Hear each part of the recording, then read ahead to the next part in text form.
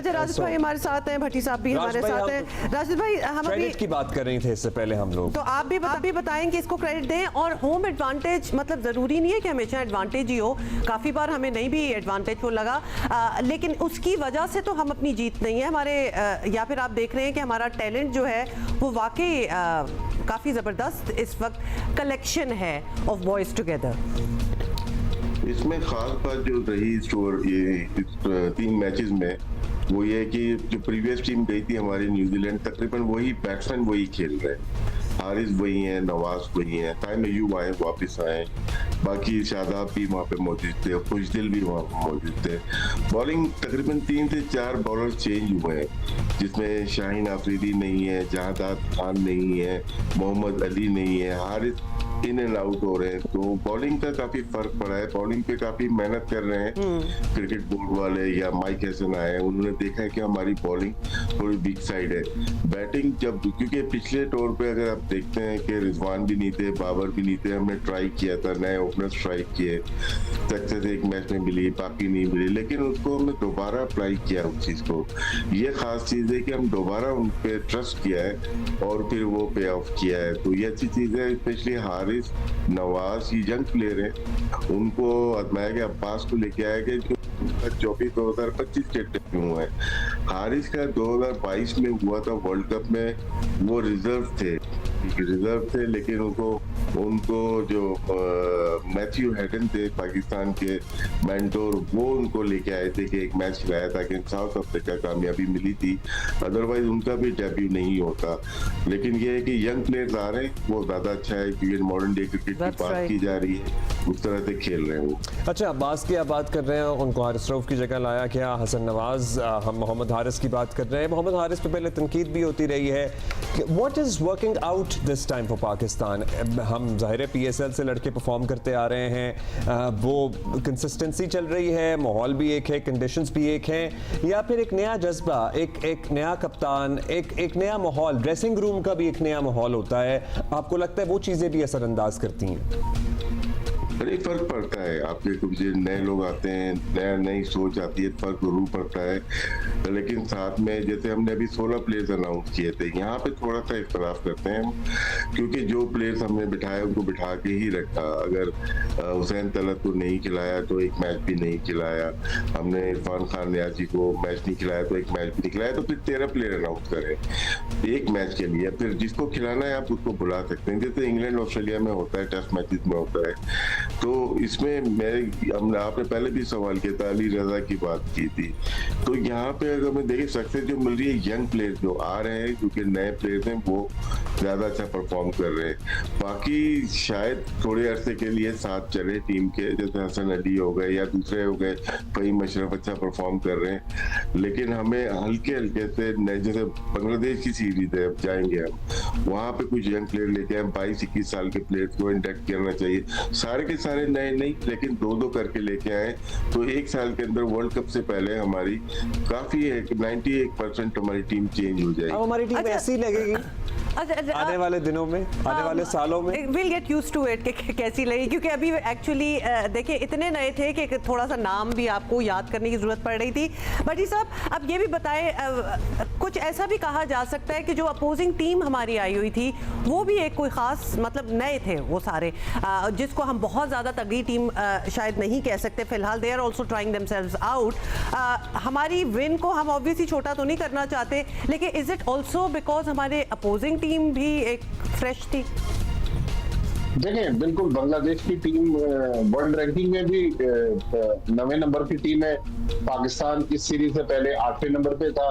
फिर उनके जो 3-4 प्लेयर थे, जिनमें नाहिद राना, सोमिया सरकार और शरीफुल इस्लाम भी इस सीरीज के दौरान अनफिट हो गए, तो उनके 4-5 पुराने प्लेयर्स जो थे वो भी अवेलेबल नहीं थे। लेकिन पाकिस्तान को देखें, क्रेडिट जाता है। मैं इस सीरीज से हटकर उमर अब्दुल्ला, आपको एक हमारा पड़ोसी है जो हमारी क्रिकेट को नुकसान पहुंचाने के लिए जो साजिशें कर रहा, उसकी एक मिसाल आपको देता हूं कि 3 जून से मंगल से श्रीलंका में इमर्जिंग विमेंस एशिया कप होना था।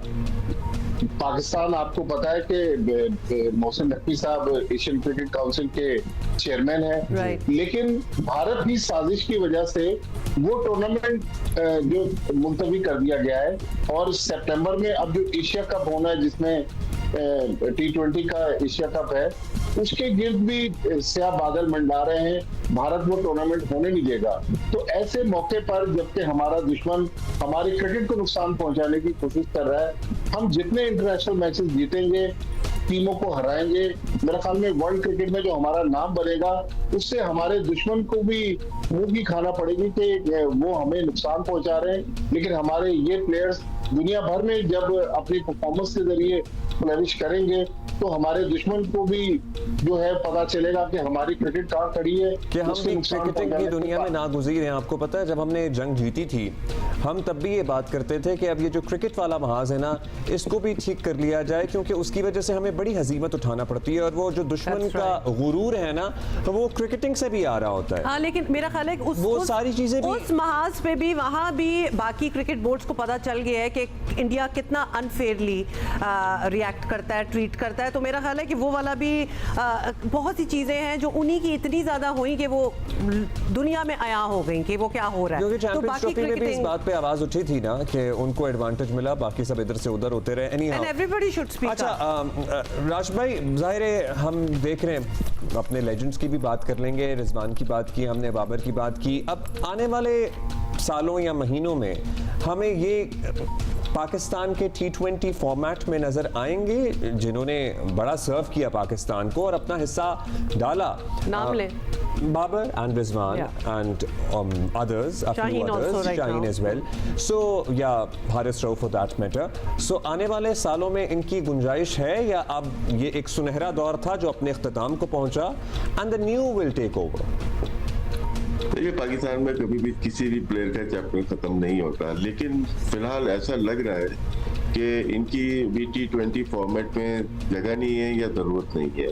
प्लेयर्स आ रहे हैं तो आपके सामने ही नजर आ रहे हैं, साइम अयूब और हारिस ऑलरेडी मौजूद हैं, फखर जमान है, फिर मोहम्मद नईम आ रहे हैं साथ में, पीछे और भी जो स्लॉट है ना ये ओपनिंग का, ये आपको लग रहा है कि कामयाब हो गए। अभी टेम्परेरी है लेकिन हो रहे, यंग प्लेयर हैं, तो इसी तरह से जो दूसरे बॉलर हैं या प्लेयर्स हैं उनको भी रिप्लेसमेंट की जरूरत है। लेकिन फिलहाल जो आपका सवाल है उसके मुताबिक यही है कि अभी इस फॉर्मेट में जरूरत नहीं है, लेकिन वनडे और टेस्ट मैचेस में जो हमारे पास अभी है नहीं, एक तो हम मैचेस कम खेलते हैं और पूरे साल में हम 2 टेस्ट मैचेस खेल रहे हैं, दिसंबर में शायद साउथ अफ्रीका इधर आ रही है, अदरवाइज टेस्ट मैचेस और वनडे है ही नहीं हमारे पास। तो ये भी चीज हमें देखनी चाहिए कि अपने दूसरे प्लेयर जो दूसरे फॉर्मेट के प्लेयर हैं उनको हम किस तरह से यूटिलाइज करें। लेकिन अभी बात ठीक है आपकी, अभी दोनों की जगह नहीं बन सकती पाकिस्तान टीम में, क्योंकि ये सवाल तो उठता है और थोड़े अरसे के लिए उठता रहेगा, और फिर ऑब्वियसली इन्हीं लड़कों का नाम जो है लोगों की जुबान भट्टी साहब, एक और चीज़ हमने इस सीरीज में देखी कि जिस तरह कहा जाता है ना कुछ प्लेयर्स को रेस्ट दिया जा रहा है, तो वी डिड सी दैट, क्योंकि कुछ मैचेस में जैसे फॉर इंस्टेंस साहबजादा फरहान जो है वो पहले मैच में नहीं खेले, फ़खर ऑल्सो दूसरे मैच में नहीं खेले फ़खर, मतलब तो लिहाजा ये सीरीज के दौरान ही इन आउट करना, रेस्ट देना, it worked out in our favour. Bhatti साहब, देखिए, जो हमने सेकंड मैच के दौरान पाकिस्तान के कप्तान सलमान अली आगा को सुना, उनका तो कहना था कि फखर जमान को कोई इंजरी का इशू है जिसकी वजह से साहबजादा फरहान को दूसरा मैच खिलवाया गया जिसमें प्लेयर ऑफ द मैच वो बने। लेकिन मेरे ख्याल में हमारे पास टैलेंट है, और मैं थोड़ा सा राशिद भाई की बात को आगे बढ़ाते हुए, जो मैंने सुना था जब पाकिस्तान की टीम न्यूजीलैंड गई थी, नेशनल सिलेक्शन कमेटी ने तय कर लिया था कि अगर कोई बहुत ही एक्स्ट्रा ऑर्डिनरी सिचुएशन ना हुई तो अब बाबर और रिजवान को वो पाकिस्तान के इस T20 फॉर्मेट में कंसीडर नहीं करना चाहते, और ये नजर भी आ रहा है। तो मेरे ख्याल में वनडे क्रिकेट, अभी हमने जुलाई में जब वेस्ट इंडीज जाना है तो वहाँ 3 वनडे मैचेस है, वहाँ शायद ये दोनों नजर आए। फिर शाहीन शाह आफरीदी जिन्होंने लाहौर कलंदर्स को PSL जितवाया, शाहीन शाह आफरीदी भी हमें नजर नहीं आ रहे।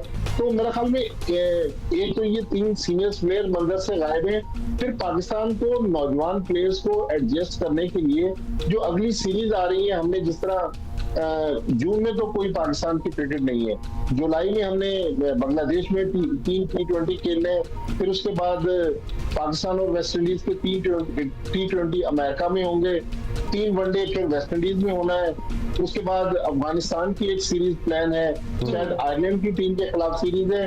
तो T20 वर्ल्ड कप से पहले पाकिस्तान को 27-28 T20 मैचेस खेलने हैं। मेरे ख्याल में काफी मैचेस होंगे नए प्लेयर्स को ट्राई करने के लिए और पाकिस्तान की एक मजबूत टीम को बनाने के लिए। और वो पूरी नजर भी आ रही है। हसन नवाज की हम बात कर रहे हैं, आपको पता है वो प्लेयर ऑफ द टूर्नामेंट है इससे पहले PSL में, अब इसमें भी कंसिस्टेंसी उनकी नजर आई, परफॉर्म करते आ रहे हैं। राशिद भाई चौथे नंबर पर वो परफॉर्म कर रहे हैं, सलमान अली आगा ने उनका साथ दिया। हमें आपको लगता है कि मिडिल ऑर्डर का जो मसला था हमारा और मेजर वो मसला अब था, हल हो गया, इज इट सॉर्टेड?